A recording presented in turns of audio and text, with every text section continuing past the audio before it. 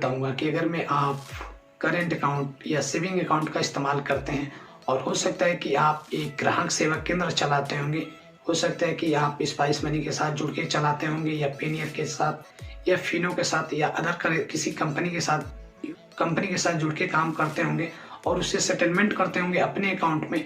तो बहुत सारे लोग हैं कि सेविंग अकाउंट के साथ सेटलमेंट कर रहे हैं और बहुत सारे लोग हैं कि जो करेंट अकाउंट के साथ सेटलमेंट कर रहे हैं। मतलब वो जब चलाते हैं तो अपने करेंट अकाउंट में ट्रांसफर करते हैं और बहुत सारे लोग जो सेविंग अकाउंट में ट्रांसफर करते हैं, ठीक है।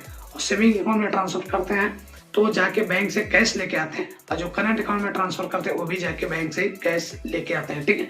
तो इस पे कैश का लिमिट बताऊंगा कि आप कितना एक साल के अंदर पैसा निकाल सकते हैं, ठीक है। और अगर मैं उससे ज्यादा क्रॉस करते हैं तो किस पे टीडीएस कटेगा और किस पे आपको इनकम टैक्स से नोटिस आ सकता है, ये भी मैं आपको बताऊंगा, ठीक है। तो प्लीज इस वीडियो को शुरू से लास्ट तक जरूर देखिएगा। अगर मैं फिनो, पेनियर या स्पाइस मनी या किसी अदर कंपनी के साथ मिलकर काम करते हैं और अपने बैंक में पैसा ट्रांसफर करते हैं और फिर जाके बैंक से पैसा लेके आते हैं, ये मैं आपको बताऊंगा, ठीक है।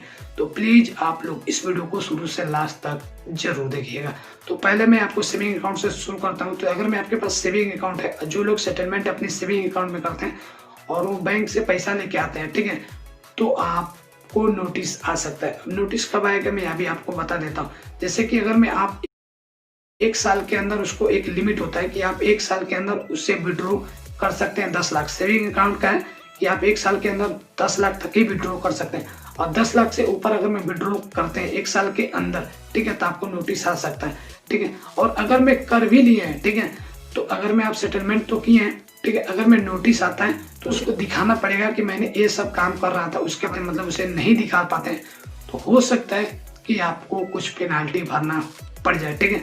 बट मैं आपको बता दूं कि अगर मैं आपको 10 लाख अभी क्रॉस नहीं हुआ है तो आप उस सेविंग अकाउंट को क्लोज कर दीजिए या उसे बंद करा दीजिए या उससे यूज मत कीजिए, ठीक है। आप क्या कीजिए, एक बिजनेसमैन हो गए और आप आधार कार्ड से पैसा निकालते हैं तो आपको करेंट अकाउंट के साथ काम करना चाहिए, मतलब करेंट अकाउंट आपको खुलवाना चाहिए, ठीक है। और अगर मैं आप खुलवा लिए हैं तो उसमें लिमिट क्या होती है मैं आपको बता दूं कि करंट अकाउंट में एक होती है 20 लाख और एक होती है 40 लाख और बहुत सारे लोग अकाउंट में हो रही है 50 लाख, ठीक है।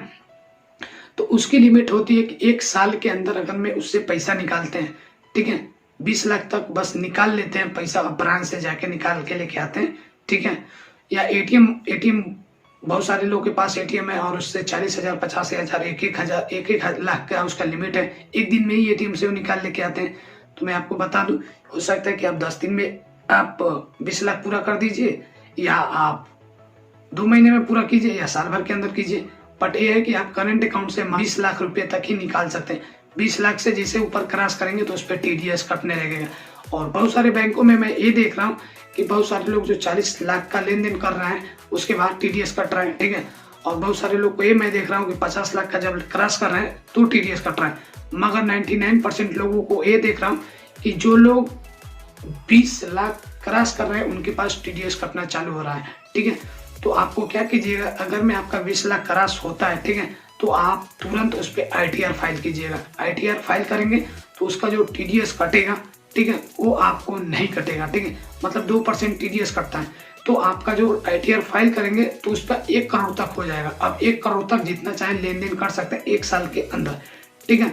बट ये है कि अगर मैं आप ग्राहक सेवा केंद्र चलाते हैं तो जिनका पैसा निकालते हैं उनका पूरा नाम, उनका आधार नंबर, ठीक है, कितना पैसा निकाले हैं, ये सब आप रखे रहिएगा ताकि अगर मैं कभी नोटिस आती है तो आप उसे दिखा सकें, ठीक है। बट मैं आपको टीडीएस से बचने के लिए मैं आपको उपाय बता रहा हूँ कि अगर मैं आप करेंट अकाउंट खुलवा लेते हैं और 20 लाख जैसे क्रॉस करते हैं, ठीक है, उस पर टीडीएस कटने लगेगा। और वही अगर मैं आईटीआर फाइल कर देते हैं, ठीक है, तो आपको टीडीएस नहीं कटेगा। हम बोलेंगे कि भाई आप तो बोल रहे हैं कि 20 लाख से क्रॉस कर देंगे, तो मैं यही तो बोल रहा हूँ कि जब आप बैंक में अकाउंट खुलवाएंगे या खुलवाने जाएंगे तो वहाँ पे पूछिएगा कि मैं एक ग्राहक सेवा केंद्र चलाता हूँ या चलाने वाला हूँ तो मैं कौन से अकाउंट खुलवाऊँ, तो आपको बताएंगे कि इतना खुलवाऊँ। और उनसे ये भी पूछ लीजिएगा कि मैं एक साल के अंदर कितना विड्रॉ कर सकता हूँ। अगर मैं वो बोलेंगे कि 50 लाख कर सकते हो, ठीक है, तो आप 50 लाख ही तक कीजिएगा। अगर मैं आप समझिएगा कि मैं 50 लाख से ऊपर करूंगा, ठीक है, तो आप आईटीआर फाइल करा लीजिएगा, ठीक है। और अगर मैं ब्रांच वाले बोलते हैं कि नहीं एक साल के अंदर बस 20 लाख तक ही इसका लेन देन है, विड्रॉ कर सकते हो, तो उस पर आप लोग तुरंत एक्शन लीजिए, तुरंत आप लोग आईटीआर फाइल करा लीजिएगा उसके बाद आप लोग उसका लिमिट करा लीजिएगा 1 करोड़ तक का। जब आप ITR फाइल करेंगे तो आपका 1 करोड़ तक हो जाएगा, ठीक है।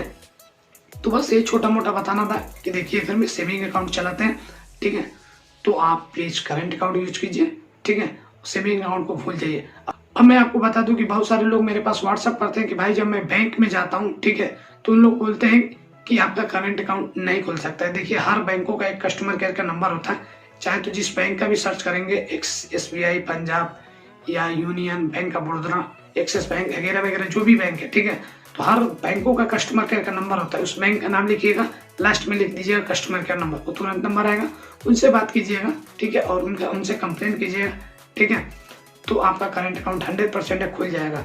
मैं इसलिए बता रहा हूँ कंप्लेन जरूर कीजिएगा। बैंक में अकाउंट बहुत सारे लोग खुलवा रहे हैं तो उनको दिक्कत परेशानी हो रही है, बैंक वाले खोल नहीं रहे हैं, ठीक है, तो आप देखिएगा कि वो खोल नहीं रहे, खोल रहे हैं कि नहीं खोल रहे हैं। नहीं खोलेंगे तो आप कस्टमर केयर में कंप्लेन जरूर कर दीजिएगा, ठीक है।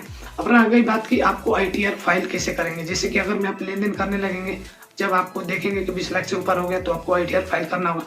देखिए बैंक में जब जाएंगे तो उनसे कोई पूछिएगा कि आपको ITR कोई फाइल वाइल करता है तो उन लोग करवा देंगे, ठीक है, नहीं तो आपको दिक्कत परेशानी आ सकती है। बट एक मैं आपको बात बता दूं, सेविंग अकाउंट के साथ लेन देन मत कीजिए, ठीक है।